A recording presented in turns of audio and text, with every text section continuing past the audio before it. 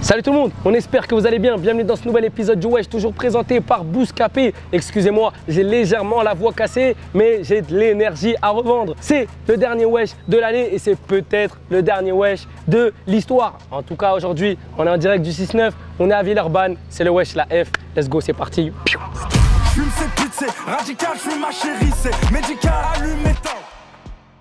Aujourd'hui, on a eu rendez-vous dans le 6-9, on est en direct de Lyon et plus précisément à Villeurbanne. On a eu rendez-vous avec la F, peut-être que vous le connaissez déjà, peut-être que vous allez apprendre à le connaître aujourd'hui dans ce dernier épisode du Wesh. On va aller découvrir son quartier, on va en apprendre plus sur lui et son amour pour le rap. On y va, let's go. F. Ça dit quoi? Ça va quoi frérot? Ça tu va, vas bien? tranquille? Tranquille? Ça va hein. Déjà désolé, j'ai la voix cassée aujourd'hui. Ah, c'est pas grave, t'es malade ou quoi? Un peu malade, mais tranquille. Bon déjà, merci beaucoup de nous accueillir aujourd'hui dans le 6-9. Avec plaisir frérot. C'est cool. Ça fait un moment qu'on devait se voir. Ouais. Là pour le dernier Wesh, on s'est dit on va aller voir la F. Moi je vais apprendre à te connaître aujourd'hui. Ouais. Le public aussi qui ne te connaîtrait pas veut apprendre à te connaître. Donc déjà la F, qu'est-ce que ça veut dire? D'où ça vient? Ah frérot, la F ça a plusieurs significations. Okay. Déjà c'est la fusée, la fumée, la frappe. Après ça remonte encore plus loin parce que mon surnom de base il commence avec un F. Mais tu vois je voulais pas mélanger les deux blazes. Genre tu vois mon blaze de la street c'est le blaze de la street, il y a mon blaze de rappeur. Tu vois. Ok, j'ai capté. Voilà. Est-ce que tu peux nous dire âge, origine? Est-ce que c'est des choses dont tu peux parler? Jamaïcain, algérien. Pour ceux qui ne savaient pas, ma deuxième origine, là je te la donne en exclu. Là je me dis ah de toute façon elle tombe sur internet frérot, il y a des stories sur moi. Ok, donc jamaïcain, algérien. Ouais. Ok. Ouais. Et âge mystère. Âge mystère. Vous savez bientôt, vous inquiétez pas. Ok. Là on est où? Là on est à la Ferrandière, frère, à Villeurbanne. Ok, Ferrandière? La Ferrandière, ouais. Ferrandière, ouais. Ok. Toi, c'est ici que tu as grandi ou tu as grandi ailleurs? Moi, je suis né à Londres, frérot. Okay. Je suis arrivé à Villeurbanne à 7-8 ans. D'accord. Tu vois, ça veut dire que tu as vu, j'ai grandi entre Londres et Villeurbanne. Okay. J'ai fait un petit passage dans le 8e, un peu bref. D'accord. Big up les mecs du 8e. Ok. Et voilà, hein. Sinon c'est Villeurbanne, frérot. Ok. Mais tu as toujours, du coup, été sur Lyon à partir du moment où tu es arrivé en France? Exactement. Ok. Exactement. Tu parles un peu anglais ou pas? Ouais, couramment, frérot. Ah ouais. Bilingue, frérot. Couramment? Voilà. C'est-à-dire là, en gros... I can speak to you in English right now, bro. Ah ouais? Yeah. I can speak English. Yeah. Nah, I'm very bad. Parle-moi de ton équipe de travail, avec qui tu bosses aujourd'hui. Est-ce que tu es signé quelque part? Est-ce que tu as un label indépendant? Bah, j'ai mon label, moi, System Records, déjà. Là, en ce moment, je travaille avec Constellation Music. D'accord. C'est une équipe, donc l'équipe Papouya. Ok. On est signé en distribution avec Arista, donc chez Sony, pour un projet, donc ma prochaine mixtape là qui va sortir. Donc, voilà, hein, sinon mon équipe, mon manager, Nasser, Zepek, il y a Shelby aussi qui rappe à mes côtés, Wasson, il y a des petits, il y a Edine, PLM, Neguinho, YD, frérot j'en passe, il y a trop de rappeurs à Villeurbanne, il y en a vraiment beaucoup. Mais donc vous êtes tous ensemble quoi? Ouais, vraiment tous ensemble. Tous ensemble. Toi au niveau de tes influences, t'as grandi en écoutant quoi? Rap français, rap US, rap UK, je sais pas. Rap UK, rap US, rap français. Franchement, j'ai écouté de tout, mais plus rap UK. D'accord. Après, beaucoup de, t'as vu, de sons jamaïcains, genre, tu vois, tout ce qui est Vybz Kartel, tu vois, Banchikila, tous ces sons-là, ça me parle beaucoup. Ok, donc t'as grandi avec plusieurs sonorités ouais, dans la tête. Vraiment, vraiment, ouais. Tu vois, jusqu'au garage, le grime, frère, voilà, chez moi, ça écoute vraiment de tout. Ok, t'es allé loin, du coup, dans les écoutes. Vraiment de tout, frère. Ok, cool. Bah écoute, je pense que les présentations sont faites. Yes. Aujourd'hui, comme je t'ai dit, on va découvrir un peu ton quartier. On va parler de ton parcours de manière plus approfondie, parce que je pense qu'il y a quand même pas mal de vidéos qui tournent sur toi. On connaît déjà un peu le parcours, mais on va essayer d'en apprendre un peu plus. On se passe un premier extrait, on passe au point numéro 2. Allez, c'est parti. Let's go. Rien qui se passe plus, est mort, c'est pas tant grave, son blast sur Snapback. J'suis dans le secteur, j'prends des thunes et j'passe sa sœur la pute sur Snapchat. Légendaire, j'ai drogue pas, sans but si on se met en attaque. J'fais du sale dans le nord de l'Irak, pourtant on a 20 milieux de bacs. La F, on va parler de ton parcours. Ouais. Donc, dans un premier temps, je veux que tu me dises à quel moment t'as eu envie de te mettre au rap. En prison. En prison, ok. En prison. C'était à quel âge ça à peu près? Frérot, t'es mort toi. En prison. Je peux pas savoir l'âge. En prison. Ok. Du coup, c'est en prison. Je suis sorti de prison fin 2018. Fin 2018, ok. Voilà, j'ai capté par rapport à l'âge, etc. J'avoue, je l'avais pas pensé comme ça, mais c'était technique. Et c'est quand t'es sorti que du coup tu as eu envie de poser tes premiers trucs en studio. Voilà, exactement. D'abord, je suis parti faire un peu de sous, histoire de se lancer bien comme il faut. Et après, voilà, on s'est lancé. La première fois que je suis parti au studio, c'était au mois de juillet 2019. D'accord. Voilà. Ok. Tu dis que tu es parti faire un peu de sous dans un premier temps, etc. Quand tu vois, avec le recul, est-ce que c'est dur de faire du rap en France quand tu n'es pas signé?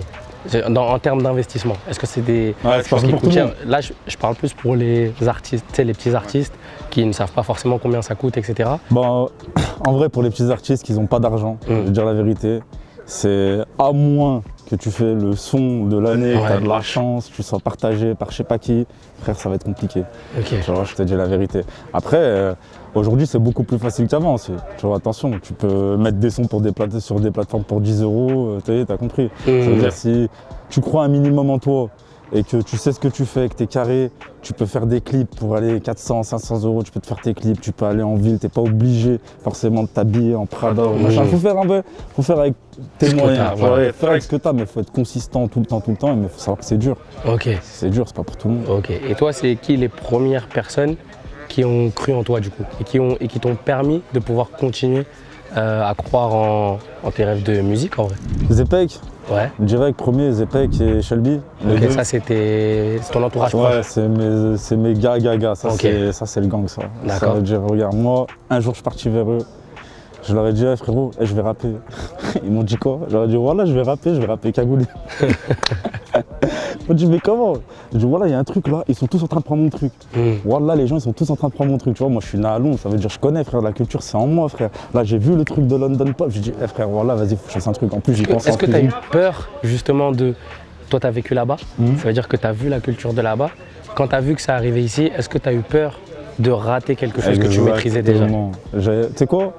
J'avais peur de. C'est même plus profond que ça. J'avais peur de rater le train de ma vie, frère. Tu vois ce que je veux dire quoi? Ça veut dire de rester à quai, voir le truc passer devant moi. Et c'est un coup, j'aurais fini, je sais pas, manutentionnaire à l'usine, ou j'aurais fini en prison parce que, voilà, tu peux pas vivre avec 1002, c'est difficile. Donc voilà, tu vois, vas-y frère, moi je voulais vivre mon rêve. Et là je suis refait parce que je suis en train de le vivre petit à petit, tu vois. Exactement, tu vois, c'est trop ça. Moi je voulais revenir sur une interview que tu as faite il y a quelques années maintenant, il y a 2-3 ans. C'était vraiment en début de parcours, c'était chez Petit Délire, donc média lyonnais aussi. Dans lequel tu avais dit une phrase qui avait fait pas mal réagir. Tu as dit, j'ai plus la somme exacte, mais tu as dit bon, l'AF, on lui a proposé 100 000 et quelques pour signer. L'AF, il a refusé 150 000. L'AF, il a refusé 150 000. Est-ce que ça, c'est quelque chose que tu regrettes ou pas du tout? Mais non, je regrette pas, frérot. Regarde où j'en suis, frère. Regarde où j'en suis, frérot. Regarde. Et pour tous ceux qui parlent, on va régler ce truc. Regarde, j'ai refusé 150 000 €. Déjà, c'était pas de la distrib. Donc déjà, je vais refuser déjà. Premièrement, frère, c'est pas une distrib, j'ai refusé. Je suis arrivé dans le game avec mon argent. Frérot, tu regardes dès mes premiers clips. Frérot, je suis en Louboutin, je suis tranquille, LV, Gucci, Prada, tout ce que tu veux. Il y avait tout dans mes clips, frère. Tu vois, dès mes premiers clips. Ça veut dire, en gros, si les gens ils se questionnent un peu, ils se disent, bon, lui, il a un peu d'oseille. Tu vois, t'as compris, frère. Tout le temps, je change de veste Moncler, tout le temps, machin, c'est ça. Et j'ai des montres, je suis bien, tu vois, en gros, voilà. Je suis un peu carré. Je peux refuser 150 000, frère. Surtout, c'est pas de la distrib. Tu vois. Et en étant smart, malin, je vais pas parler. Mais voilà, quand j'ai signé le Zone of X 3, je l'ai signé. Et je l'ai signé en distrib pour un projet. Il n'y a pas eu d'option, rien du tout. Je suis resté 100% du merch, 100% des CD, tout pour moi, Mani. T'as capté? Ça veut dire, frère, tranquille, l'argent il rentre, il va. Donc c'était plus intéressant de signer plus tard. Bien sûr, frérot. Et encore là, maintenant, aujourd'hui, on est chez Sony. J'ai encore signé un projet et je suis bien. Et je suis super bien. Donc, et la somme, elle a 6 chiffres. De toute façon, je l'ai dit. Mon contrat, il vaut une Urus et une Patek Philippe. Voilà. Parce qu'on fait les choses propres. Pour ceux qui veulent savoir à peu près, c'est une Urus et une Patek. Donc je vous laisse faire les calculs. Maintenant, pour revenir sur ce début de carrière, c'est à quel moment que tu sens qu'il y a un morceau qui prend plus que les autres et tu dis, ah là, ça commence à devenir intéressant? Non coupable 4. Non coupable 4, direct. Elle a pas de baseball, forcément, je réponds pas aux questions. Hier matin, je me parvenais en taux, je me barodais comme un poisson dans l'eau. Et Franck, je chante pas la pression, tous mes parts, le chien, les Gosbo. C'est le déclic. C'est même avant ça, j'ai envie de te dire, appelle Masqué 9 en vrai. Appelle Masqué 9. Même 10 ans loin de mon cœur, tu feras toujours partie de ma vie. Donc on doit mourir, donc on doit mourir. Tous les jours, je suis en smoke, mon frère, le bif qui me nourrit. En vrai, j'ai fait Appel Masqué 9 et Non Coupable 4 back to back, genre un mois d'intervalle, j'ai sorti les deux. Et 2 bangers. Et là, j'ai pu montrer aux gens que voilà, qu'il y avait du potentiel, même en solo, tu vois. Ok. Et t'as compris que je savais faire des sons, que je savais faire de la musique. En début de ce point-là, on parlait de prison. Est-ce que c'est des choses que tu regrettes? Je regrette pas parce que, voilà, tu vois, faut bouger, il faut être là dans la vie, tu vois, faut pas être une tapette, tu vois, faut répondre présent. Ça veut dire, j'ai pas de regrets trop à avoir. Après, on est dans un pays, on est même dans une ville, Villeurbanne, t'as vu, on est au-dessus du seuil de pauvreté de la France. Dans le pays, il y a beaucoup de chômage, il y a beaucoup de misère. Ça veut dire, vas-y, c'est compliqué et on est exposé à énormément de richesses, frérot, parce que quand tu te balades, tu pètes ta tête d'une rue à l'autre. Une rue c'est ghetto, une rue c'est super riche. Ça veut dire que c'est compliqué, tu vois. C'est compliqué de rester en gros sur de bons rails. Dernière petite question sur ce point. Voilà, toi tu es un personnage, tu es un artiste qui fait pas mal parler aussi dans les clashs. Ouais. Nous on n'est pas là pour nourrir les clashs, j'ai pas envie d'en savoir plus là-dessus. Mais je veux juste savoir si c'est de l'entertainment, si c'est juste pour nourrir le personnage ou si c'est des problèmes réels, juste pour que ça soit clair pour tout le monde. Regarde, tu sais quoi, je vais te répondre franchement. Le premier bif, tout le monde sait c'est qui. J'ai pas besoin d'en parler, c'est comme ça que j'ai fait du bruit. Ça, c'est de l'entertainment. Voilà, justement, parce que tu dis c'est comme ça que j'ai fait du bruit. Ça, c'est de l'entertainment. Ok. Tu vois. Bon, je suis peut-être un peu allé loin, t'as vu, par rapport à insulter des darons que je connais pas et tout personnellement. Ça, ok, ça, d'accord. Ça, c'est des choses avec du recul, tu te dis, ça, t'aurais des peut-être choses pas avec dit. du recul, je me dis, ouais, t'es tranquille, en vrai, on se connaît pas, tu vois. Pour le daron, frère, sincèrement, tu vois, excuse-moi, tu vois. Par rapport à ça, je suis un homme, frère, j'assume mes torts, tu vois. Après, frère, t'inquiète, on est là. Il y a problème, frère. Mais sinon, pour moi, c'est marrant, tu vois. Ça, je prends ça comme la rigolade. Ok, toi, Par tu vois contre, plus après, ça. Ah, vas-y, je te laisse. Tout le reste, frérot, j'ai juste une chose à dire. Voilà, dans la vie, on choisit pas ses ennemis. Moi, je suis pas quelqu'un qui choisit mes ennemis. Tu vois ce que je veux dire ou pas? Je suis pas quelqu'un qui choisit mes ennemis. Carré. Au moins, c'est dit. Fallait qu'on en parle parce que voilà, ça fait partie du personnage Laef aussi. Exactement. Et on s'envoie un deuxième extrait. Vas-y, carré. Let's go. Verbazo, je passe un coup de fil à 10 coups de feu. Je te laisse dormir dans flaque de sang si jamais tu penses que c'est un jeu. J'ai direct mis sur chaise roulante à mon tiré, fait un feu. Je veux pas mourir comme Bankroll Fresh, la street ou la zig, mais plus les deux. Sa chaîne YouTube compte environ 22 morceaux clippés et sur Instagram, Laef compte plus de 45 000 abonnés. Laef, oui. Dans le point numéro 1, quand je suis arrivé dans le quartier, on a parlé brièvement de ce que tu avais écouté plus jeune. Ouais. J'aimerais revenir voilà, de manière plus approfondie sur tes influences. Est-ce qu'il y a des artistes en particulier qui t'ont marqué plus jeune, que ce soit rap français ou autre hein, parce que tu me disais que tu avais écouté plein de trucs. Giggs, Ouais. Blade Brown, Fredo, Ok. Salif en FR, Ok. Booba, Ruff, Logique, Amérique, Gucci Mane, Futur. Ah frérot, il y en a trop. Pas mal d'artistes. Il y en a. Ok. Il y a une question en ce moment dans le rap français, c'est un peu lié à toutes ces choses d'influence. Ouais. Est-ce que pour toi c'est important qu'un rappeur français connaisse ses classiques et connaisse toute la old school, etc., qu'il ait écouté au moins une fois, ou alors il peut rapper sans avoir écouté ça auparavant? Bah c'est mieux s'il a de la culture, tu vois, en termes de rap. Après, si c'est un mec qui est dans la street et qui s'intéresse pas forcément au rap, mais qui rappe bien, tu peux pas lui reprocher de pas connaître, tu vois. Ok. Tout est relatif. Hein. Ok. Toi, c'est quoi ton classique de rap français qui t'a marqué, si tu devais en citer qu'un? Rimka Portrait. Rimka Ouais, Portrait. Rimka Portrait, ouais. T'es d'accord avec ça ou pas? Portrait. Chez nous, même les mots brusent et insultent les commissaires. Ça commet des adultères, picole jusqu'à l'ulcère. On se brosse les bronches, pourtant on s'en fout de tout et doucement on s'enfonce. Faut se péter au volant. Ouais, Rimka Toi, Portrait. c'est quoi ton classique rap français? Ah franchement, rock seul contre tous. Hein. Ok, c'est carré. Ouais. Bon.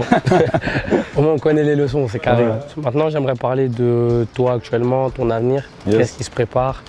C'est quoi tes projets pour la suite? C'est quoi le futur de Laef? Là, il y a une big mixtape qui arrive. Mhm. 0 feat, 14 sons. Voilà, pour l'instant, sur les 14, il y en a 3 qui sont sortis. Il y a Dead, le Dead Remix, et là, dernièrement, Visetir. Donc, faites péter Visetir. Et là, ma mixtape, hein. Ma mixtape, elle arrive le 24 juin. Donc, je vous attends tous au rendez-vous pour qu'on éclate les scores. Et dernière petite question, Yes. j'aime bien la poser dans le Wesh. Est-ce que tu as un feat de rêve? Bah ouais, j'ai un feat de rêve. Georgia Smith. C'est qui? Ah, vous êtes où? Mais du coup, elle pose sur de la drill ou pas? On s'adapte. Je pose sur ce qu'elles veulent. C'est On carré. s'adapte. Parfait. Écoutez la famille, on envoie un dernier morceau et ensuite c'est l'exclusivité. Let's go. Pow. Ce que je fais dans la vie, que du papier. Si on vient tirer, on va pas te rater. Si tu passes dans le 6-9-1, je peux te faire taffer, je peux te faire braquer. Je peux te faire frapper, je peux te faire taper. La famille, aujourd'hui, on a fait le tour du quartier de l'AF. On en a appris plus sur lui, on en a appris plus sur son début de carrière, sur tout ce qui se passe autour de lui. Il a répondu en toute transparence à toutes nos questions. Donc on espère que vous en avez appris plus sur lui. Nous concernant, n'hésitez pas à nous suivre sur nos différents réseaux sociaux et à vous abonner à la chaîne YouTube. Concernant le Wesh, c'est le dernier Wesh. On arrive au bout de la saison 5 et ça ne reprendra pas. Merci à tous de nous avoir suivis sur ces 5 années. Bien évidemment, ce n'est pas fini. On va revenir à la rentrée avec des nouveaux concepts. C'est juste que celui-là, voilà, il touche à sa fin. C'est un grand plaisir. Mais on prépare une vidéo, une longue vidéo pour vous expliquer comment le Wesh a commencé, pourquoi il s'arrête, etc. Et des petites anecdotes marrantes que vous n'avez pas forcément vues. Un grand merci à Vince derrière la caméra qui m'a suivi sur 98% des Wesh. Donc voilà, je vous laisse avec l'exclusivité parce que vous l'attendez. Donc on y va, let's go. Faire la fête avec mes killers, faire la fête avec mes thugs. Je lui dis ramène tes fesses sur Villers, si tu veux ressentir mon love. Faire la fête avec des dealers, faire la fête avec des killers. Dans la chambre je la casse en deux, normal j'suis un fucking thriller. J'ai un train de vie de PDG, je veux pas tester mais j'ai BG. Et Younes ça reste mon refrain même s'il est pour PSG. Des big bullets comme Mbappé, 10 sur 10 sur le papier. Ici on vient tous te yinguer, y'a pas de CDG. Frérot comme Yaya et Colo, frérot comme Ethan et Kylian. On vient t'en imprime 5 dans le dos comme si tu t'appelais Zidane. Les balles sont plus que létales, protège ta nuque c'est vital. Dans ma rue on se fait du mal, y'a pas de commerce équitable. Rockstar comme les Beatles, fais chanter les guitares. Fumer comme la Skittles, fais la guerre c'est bizarre. Ils se demandent c'est qui ça, la grinta à Vidal. La classe avec les femmes, on soutient Miss Abidal. Je lui ai mis boulet, chipon roulette. Il est mort, on se demande. Attends. Je fais des live Twitch. Je suis arrivé dans le game, ils étaient tous exaspérés. Validé par